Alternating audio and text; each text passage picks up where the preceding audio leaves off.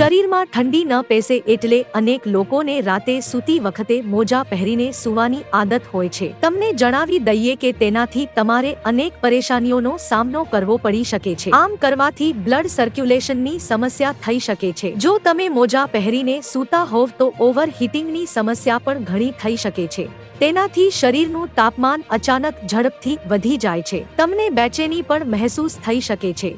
જો તમે સૂતી વખતે ટાઈટ મોજા પહેરીને સૂઈ જતા હોવ તો તમને ઊંઘ ન આવવાની સમસ્યા પણ થઈ શકે છે। આથી તમારે મોજા પહેરીને ક્યારેય પણ સૂવું જોઈએ નહીં।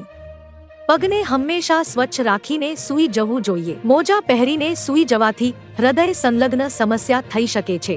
તેનાથી તમારા પગની નસો પર ઘણું દબાણ પડી શકે છે। તેને પહેરવાથી તમારું હૃદય ઘણું પંપ કરવા લાગે છે।